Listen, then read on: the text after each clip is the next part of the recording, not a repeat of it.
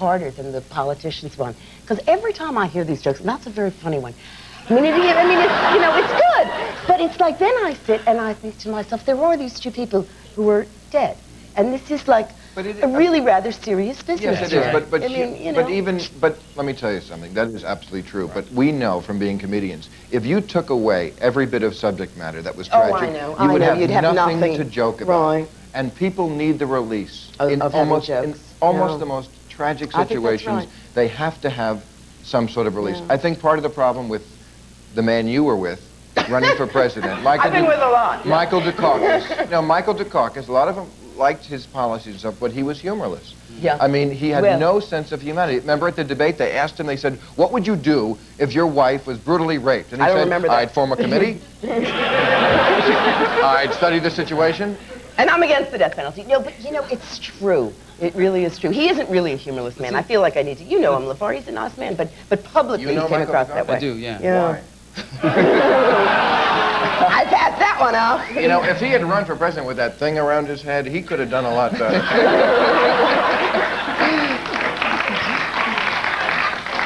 Did you wear that? Was that from Star Trek or was that in Roots? That's from a Pep Boys. It's a brand oil filter. That's what it is. It's an air filter, isn't it? There you go. And it needs a change. It's sparks and plugs, isn't it? Yeah. Thank you very much. First check on 3. How do you know Michael Dukakis? His son and I are good friends. Oh, really? Yeah. And your impression of him? No, do the impression. Put on your Get on your knees. No, I think Michael is a very intelligent man who just didn't know how to go for the jugular. His problem is that he wimped out, and that's why he lost the election. He would not sink to the sort of politics that Bush was playing. Susan?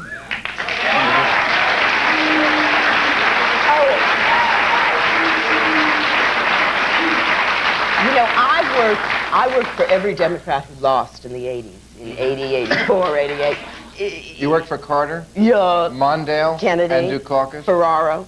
Wow. Were there any others, right? Frankly, Talk about a But string of losers. you know what's good about what? How do you get up in the morning? word association. Well, you know, the good thing about it is I didn't do anything in 1994 and they lost without me. So it couldn't be me. I think politics is one of the most disgusting games going right now. I mean, it really is kind of awful what you do to people.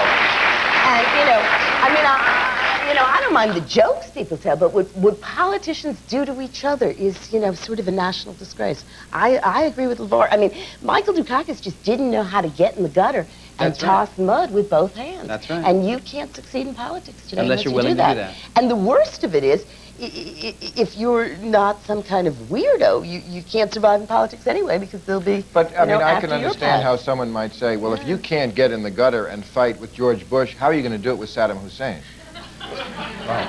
I mean, if you're not man enough, and you know what I mean by that. Chicken on the lip, my friend. Yeah, right, the chicken on the lip, yeah. Chicken on the lip kind of man. Right. I mean, A lot of eye contact. Isn't that a valid point to Well- be made, that we don't really want or shouldn't have a gentleman president? Well, I think That we shouldn't? We shouldn't. We need a... I want a woman president. And I don't have a joke about this. I think we should have a woman president. But I don't think there's anything funny about a woman president. I think we should have a woman president. I'd vote for one too. Susan Ryan. well, I mean, I kind of like the president we have. Good, he's great. I like men presidents too. he laughed at my material. The joke you did about the spoon and fork was so... Oh, that was Clinton's, I'm sorry. That's right. He went up before me, and he was very funny. He was very funny. He was a little too funny. How was that for you? It was difficult. I said to him, don't be too funny, because I got to follow you. You're my opening act. And he was yeah, because the Bloodworth Thomasons wrote his material. And we know how funny designing women is. I think you and I have proven that comedians are angry, deeply angry, bitter people. bitter and neurotic, right?